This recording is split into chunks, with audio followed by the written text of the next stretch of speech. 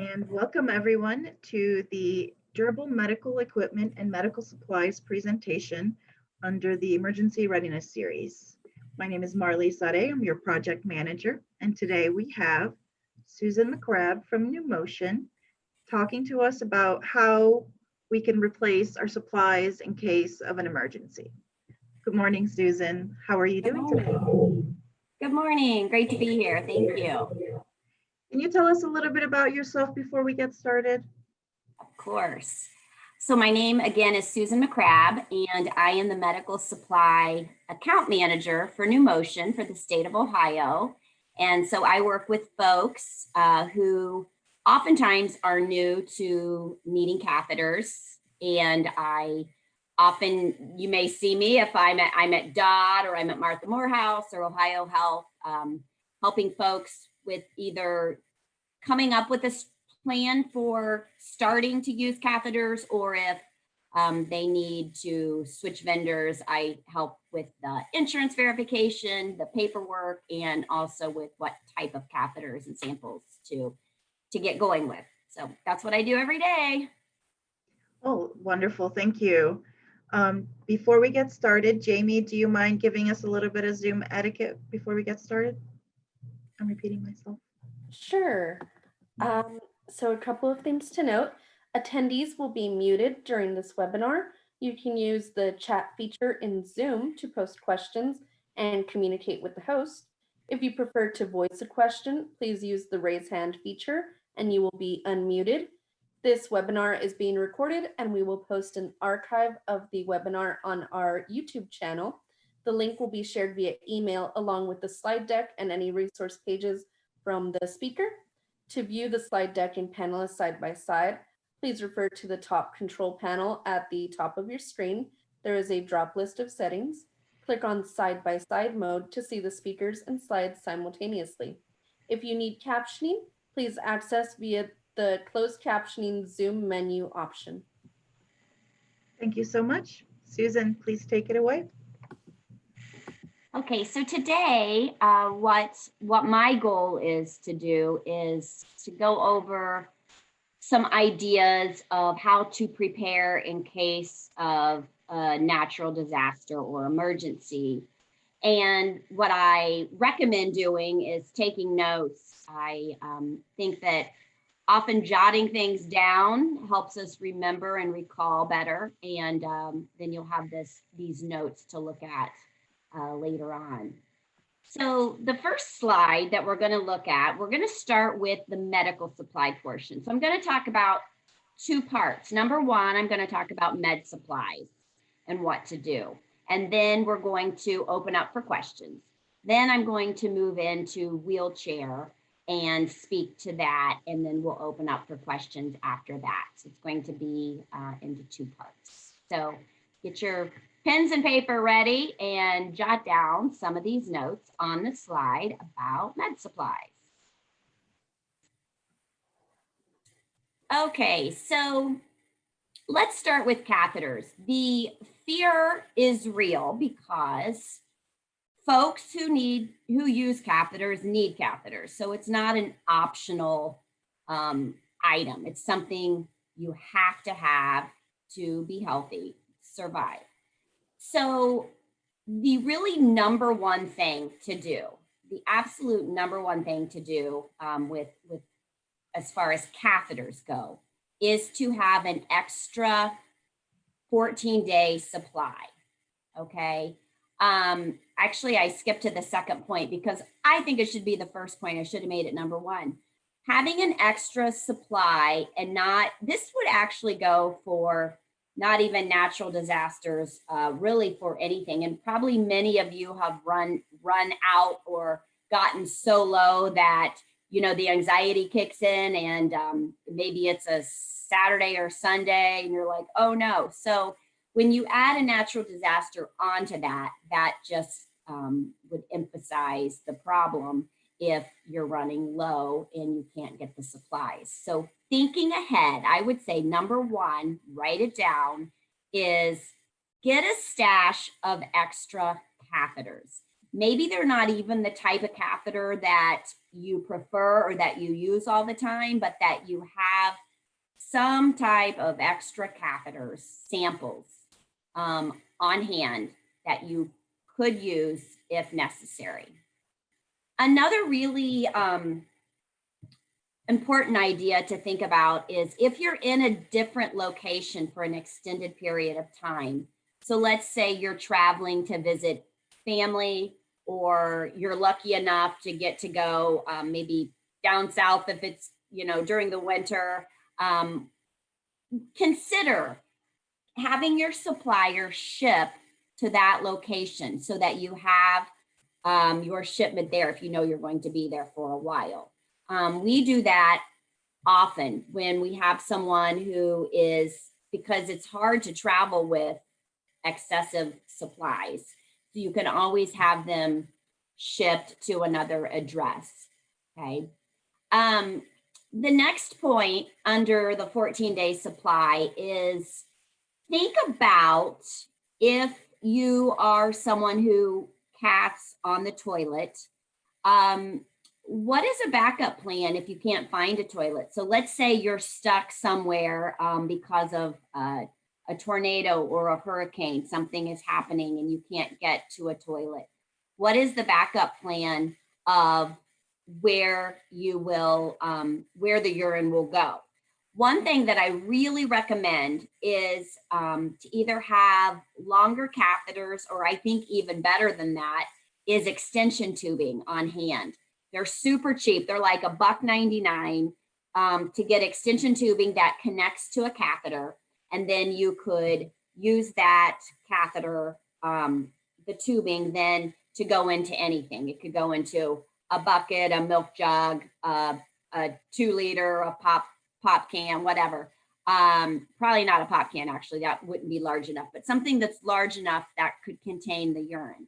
If you have that extension tubing, then you would never be in an issue of where is the urine going to go, because that tubing would be able to go into, you could be creative and find something for that. Okay. If you're female and you cath, having those extra hygiene items with you is important, as well as if you need a compact mirror. Some females use the mirrors all the time, and some use them just to start with and then get used to it. So it's just thinking ahead, thinking of, do I have enough supplies? And thinking of, if I can't get into a restroom, how am I going to cath? If you use a closed system, that obviously won't be a problem as far as the extension tubing goes. That would only be if you use a straight intermittent catheter. Okay. Now, the bowel management program, really similar in the way of just planning in advance to have what you need. So the suppositories or mini enemas, if you use those, hand wipes, sanitizer, wet wipes, toilet paper. I'm just reading through the list here, the small flashlight, the disposable gloves. Again, it's preparing for worst case, hoping you never need it, but having enough for 14 days in advance. Right now, I mean, we're living in somewhat of a natural disaster with COVID, right? Many of you probably know, very challenging to get gloves. So there are times that things happen that make it very challenging to get what we need. So the more we can think in advance, the more we can stockpile, I think the better off you will be in case something would happen. And it will also lend to your peace of mind and reduce anxiety. The last point on here, and I think this is really important, is having the necessary medications. Many of us have medications that we have to take to make our bodies function, or to make our minds function. So having the necessary medication. And in both instances, with the medication, with the catheter items, and with the bowel program supplies, what I'd like you to put on your list is have the number and the doctor and your med supply vendors' names and numbers. In fact, put them in your phone, okay? So that if you do get to, that something would happen and you're somewhere else, that you can contact your vendor and ask for samples that I'm stuck at my cousin's house and it's horrible weather and I can't get back in time. It's not looking good. Can you please send me some extra samples? Here's the address. Have those numbers on hand. The same goes with the doctor. If it looks like the prescription's running low and you usually use the Walgreens in Columbus, Ohio, but you're not going to get back in time, have the name and number of the doctor's office so they can send that prescription to a Walgreens wherever you might be, or CVS or whatever, wherever you might be. So it's thinking about, what do I need, and do I have an extra 14 days of it? And if I run out, what's then the solution? So it's having your go-to people, those numbers, extra supplies, and then you're ready to take on the world and whatever craziness, comes our way. Who knows in 2020, who knows? So we do need to be prepared.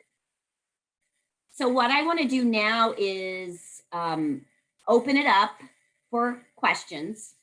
I know that's a lot of information. I don't think any of it is, mind blowing. It's mainly common sense, but it's good to think about when we're calm and it's a nice fall day and we're not in any sort of emergency scenario. So what kinds of questions do you have for me?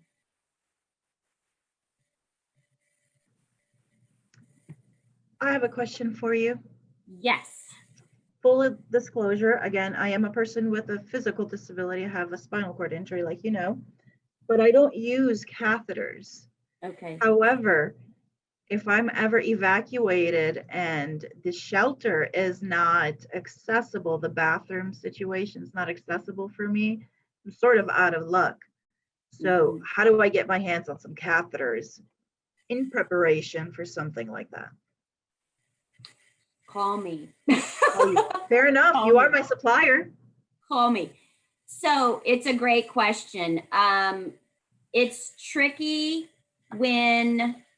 if you would need something after you're somewhere.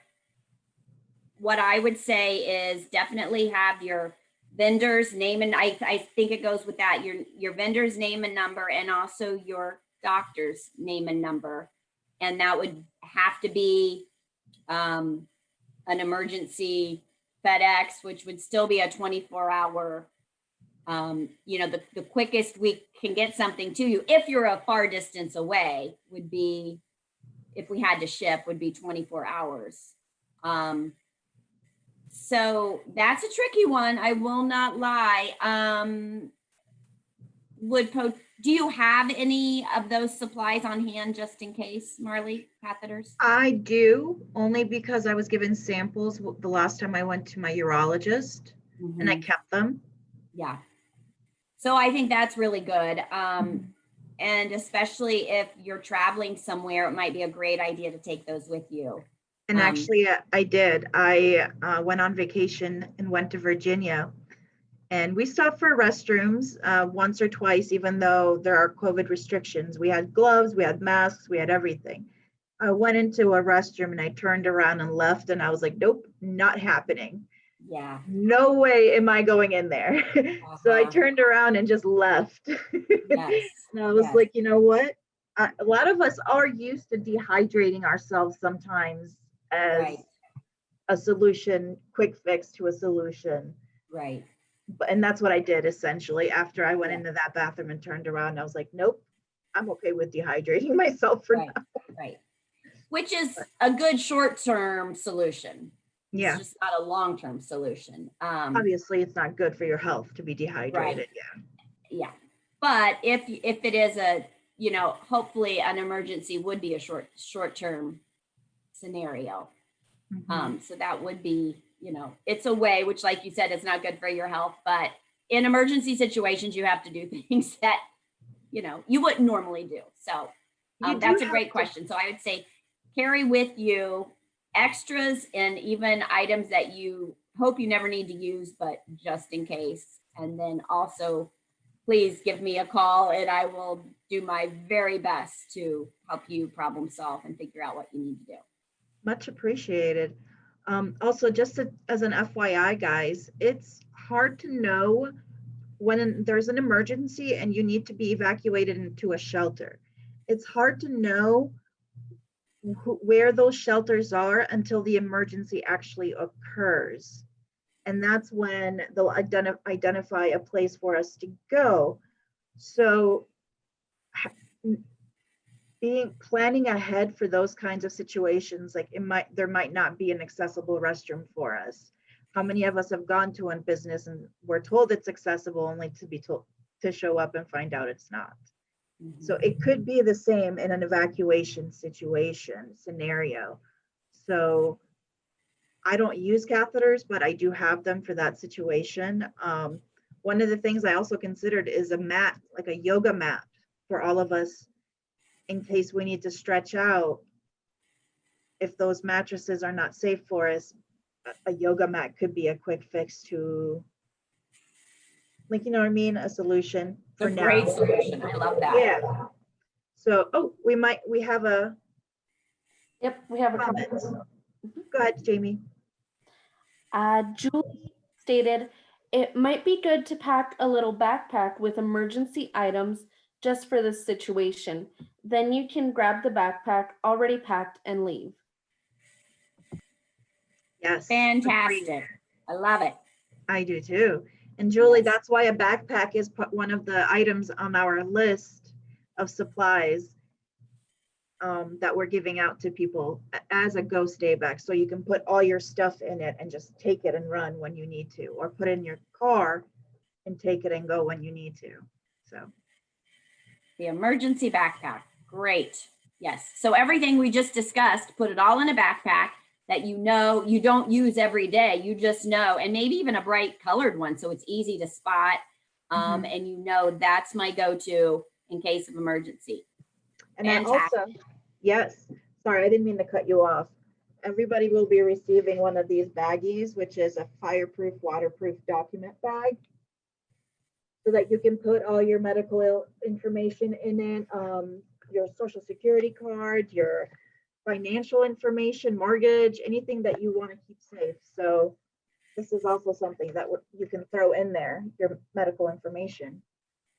Fantastic. Emergency. So we just got that today, so I was excited to show everyone. Good. Does anybody have any other questions for the supplies on medical supply aspects? If not, we can go on to the durable medical equipment section. Great. So as far as wheelchairs go, these points are more relevant to power wheelchairs because think about this. Think about being in a hurricane or some sort of scenario where there's a lot of water and you're in an electric, you're using your transportation that you have to have. The way you get around is electric. So this is very focused towards that, obviously, versus a manual wheelchair. But really the complete main takeaway is put plastic bags over the joystick and other electrical components. So whether that would be like a Ziploc bag a big gallon Ziploc bag that you could then seal together at the bottom as much as possible, or like one of those Kroger or Giant Eagle shopping bags, those might work even better, where you put it and then you tie it as tightly as you can. Cover the electrical components, okay? Number one, write it down, important. Next, and obviously this is somewhat common sense, but make sure to completely charge your power wheelchair before a storm. In case there is an electrical outage and you can't charge it charge it beforehand. Keep your wheelchair as dry as possible. So obviously that goes with the plastic, you know, over the electrical components, but trying to keep the wheelchair, the whole wheelchair as dry as possible, which obviously, you know, we know that, but however, whatever that looks like, and you might have to get creative if this would happen. Store any backup equipment or devices in a dry place, and keep chargers off of the floor and away from areas that may flood. So think about that one. So even in like a garage, if you have any extra equipment or an extra wheelchair, something that you have as your backup, and keep in mind if your garage or maybe even your basement would flood during a really, really bad storm, even here in Ohio. Think about having someone help you get that out of the way so that if a flood would happen, your wheelchair, and your backup equipment would be safe. And then lastly, and super importantly, don't drive your wheelchair into standing water. It will stall it out. It will damage it. We know these are expensive pieces of equipment that we, most of you need to have. I mean, it's not optional. Again, it shows the relevancy of this whole topic is by planning ahead. This is what you need to get around in. And so protect it with plastic, protect it with keeping it off the floor.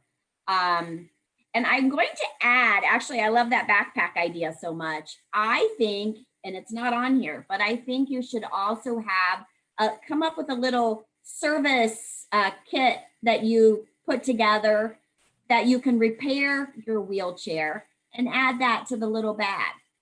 Okay, so whatever, like little screwdrivers, put that in there so that you have that as well in time of emergency.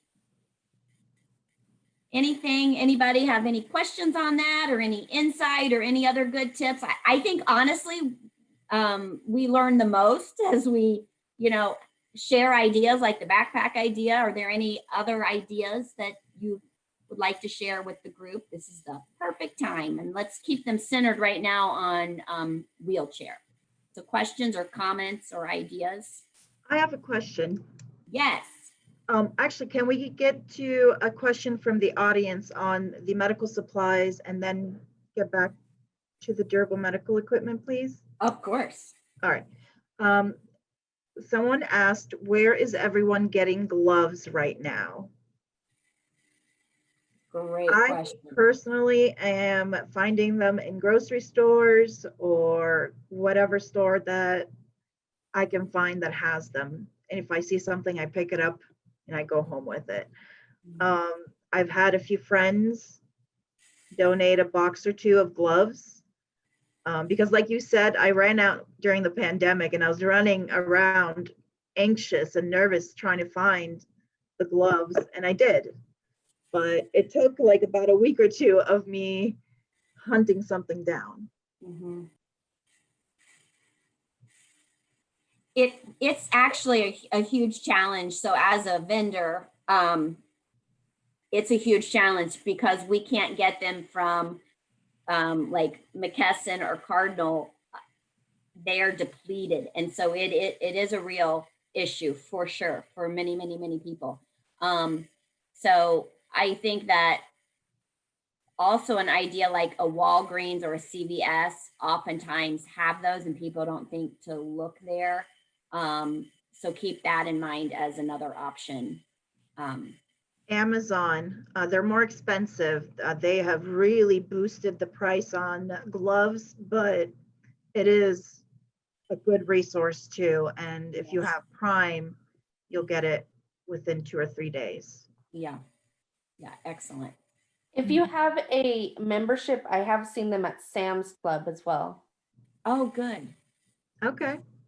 That could be an option too, as well. So let us know. Great. So sorry about the sidebar. No, that's what we're doing here. Brainstorming together. Yeah, and friend, like reaching out to friends and other members of the disability community is also very helpful too, because the few people that I got gloves from, it was similarly people within the same community. So Right. there was that. But I did have a question on the durable medical equipment part. If Yes. that's all right.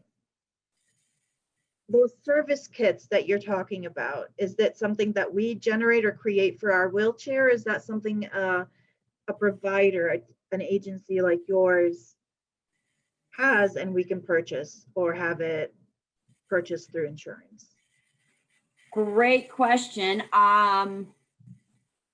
I don't know that answer. I was thinking that you would create it yourself if there are tools that you currently use, if you need to tweak the brakes or inflate a tire, you have a hand pump. So I was actually thinking some tools that you have on your own. Gotcha. Does New Motion have a kit like that? I don't know. I can certainly ask and let you know, and you could send that out. It's a great question. Why don't I do that? I will reach out and ask and let you know. Is there a way for you to email these folks that Yes. answer? Okay, Yes, great. Yep, let me make a note. absolutely. I will do that. I will do that today and find out if there is some sort of toolkit to offer. That'd be great. Another thing that I've heard that people who use a power wheelchair is that they'll have a backup manual wheelchair. One, to conserve the battery that they have on their power wheelchair, but also in case it dies and you still need to be mobile, they'll have a manual wheelchair on hand.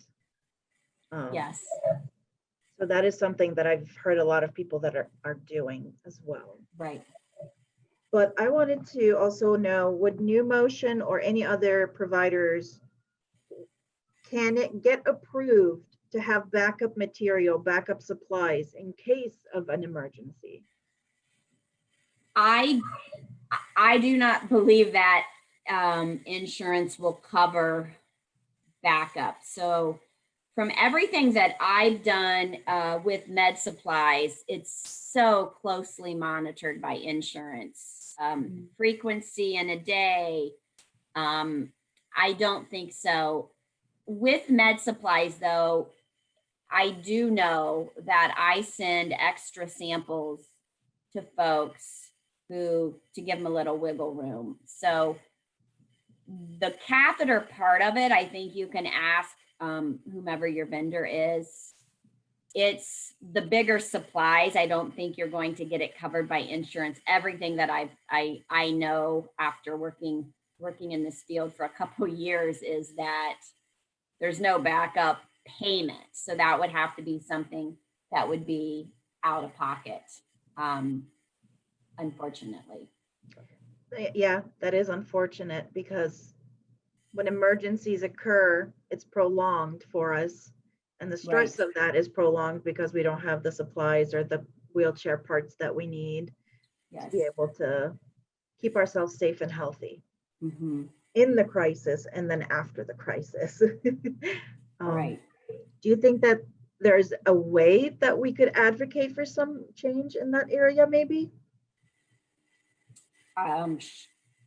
Sure. I mean, I think there's a way to try. I don't know, and I think too, it's so dependent on different providers. So whether it's Medicare, Medicaid, commercial insurances, every insurance does have different requirements. Yeah. So I certainly don't want to say something that's not 100% true. So I would say that would be something to ask your insurance, Medicaid, Medicare, whomever's paying your bills for the supplies and the wheelchair, to ask what is the coverage for anything, as backup. So don't just take my word on it. Please, research that.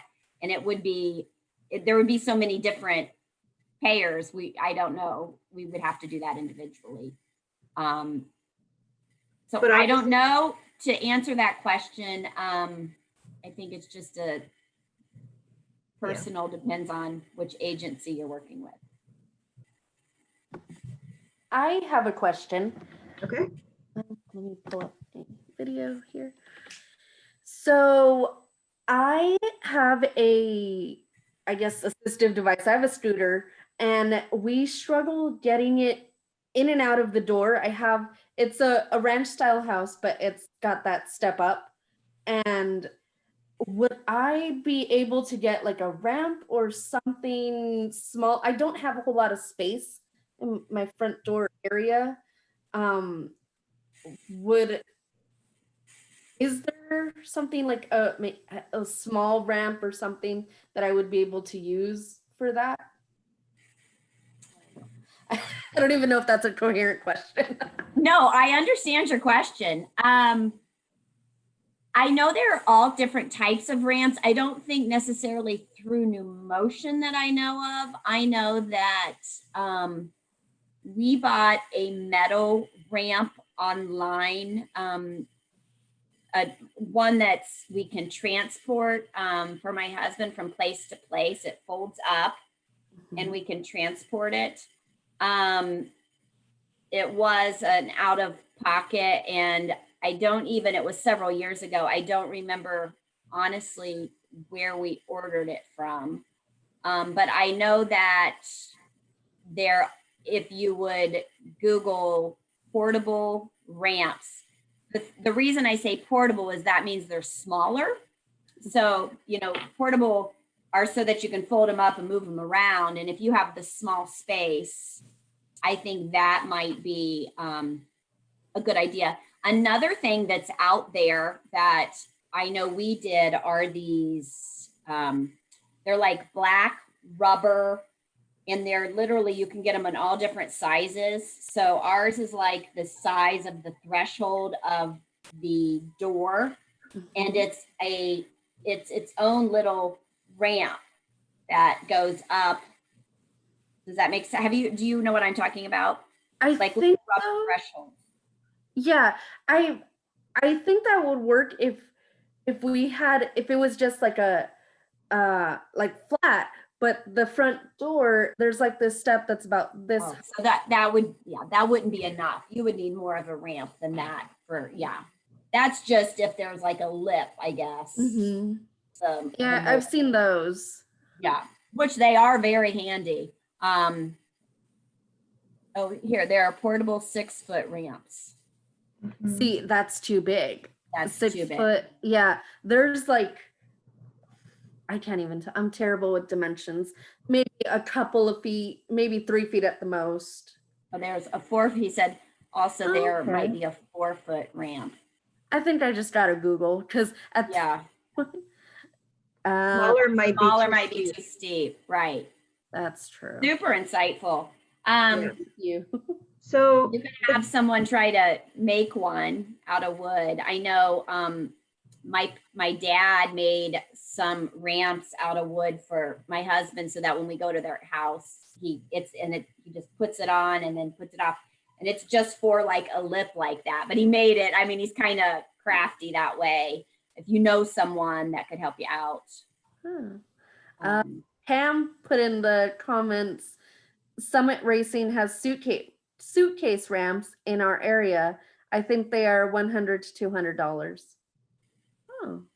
Pam, I love that you mentioned the suitcase ramps, because I've thought about buying one just in case for an emergency situation. Again, if I'm going somewhere and it's not accessible, like a shelter, or I have to sleep at a friend's house. So yeah, but also for anybody who's employed or is in school, Opportunities for Ohioans with Disabilities will pay for those. I know it's a tedious and sometimes painful process to go through OOD, but the payoff is that they'll have a contractor come out, inspect your area, the house, do the measurements. They'll have bidders come in and either create a ramp or purchase one for you. So that is an option. Yeah. And I Good. wonder, I wonder if they would be willing to purchase durable medical equipment for emergency situations for people with disabilities, especially if they're in like the workplace, they use it for the workplace or in any other situation, I guess, where an That's a emergency. good question to ask our connections. That is. Does anybody happen to know who are in the business, both as a person with a disability and a professional?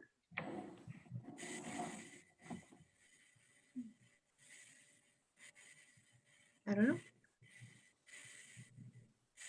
I would honestly, I would think that if you worded it correctly, the right way, I wonder if it's something really plausible with OOD.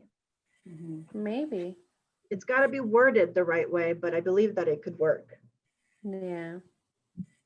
because they're about everything they do is about daily living activities and keeping you active and all of that. So Mhm. I agree. It I would be. love the positive. This is great, you guys. The positive comments. I mean, this is awesome. Pam, I love your attitude. This is great. Yes. It really is. It's so encouraging to hear all this encouragement going back and forth. Great. It's the beauty of the disability community, isn't it? No matter what the disability is and the level it is, we try to help each other out and support each other. I'd like to believe that at least. So I have another question. Yes. Okay. So I don't know too much about durable medical equipment or anything. I'm new to it with the scooter and I have a rollator. That's it. Okay, if I don't have any sort of relationship with a company who sells durable medical equipment, but I need some of that stuff for emergency situations, who do I reach out to? Is there like a 1-800 number? Do I have to look for someone specifically? What do I do? So I would say, I mean, I can speak to New Motion as being, as far as both being durable medical as well as med supplies. So what makes, and I do work for New Motion, so I'm not really trying to plug it other than to say that what makes New Motion special is that it does both things. So we're unique in that. Other med supplies just do med supplies, or other DME companies do just DME. So, you just do need to know that New Motion does both and call. Do I have a general number on hand? I don't at the tip of my, here's just a general number. Sure. Here's a general New Motion number, just 1-800-834-9694. Now, from there, then you will be prompted, so that's just a general number. So you'll be prompted to go to, whomever you want to speak to. Just try to get someone and ask them who is the specific person to talk to. Could you, I'm so sorry. Could go you ahead. Those last four numbers? I was putting it in the chat. 9694. Thank you, Jamie, for including that phone number in there. And we're being told that New Motion also travels for repairs where some others do not. Great. Yes. And I do agree, they do come to you on days where I have not been able to go to New Motion myself. They've scheduled to come pick it up from my apartment or from my home. Yes. And usually they'll do the repair right there or outside with the van. Sometimes they might need to take it back to the shop and then bring it back to me. But most of the time it's been relatively easy to get repairs done. For those of us that drive, if I ever have like an issue with my spokes or my casters or whatever, I just go up there. I just show up within an hour or so. It's hour or two, maybe, it's usually taken care of and fixed. Twist my arm. I'm hungry. Me too. Me too. So since we're all hungry, I guess we can adjourn for the day. Susan, I very much appreciate you coming out, speaking to New Motion's durable medical equipment, medical supplies, and the services. Thank you all for your participation and questions. Thank you, Jamie, for your consistent support in the tech, and PRI captioning for their wonderful skills. On Monday, we're going to talk about mental health. So we had the active shooter and me throwing my wheelchair out the window and now knowing what it takes to get it fixed. And now we're going to have two mental health specialists talk about the anxieties and the stress a little bit more and how we can manage those. One in the crisis itself, but as well as we recover down the line. So I'm very excited for that. I wish you all a great and happy Wednesday and enjoy your lunch. Take care, everyone. Thanks for having me. Thank you. Of course. Thank you so much for being with us. Have a good one.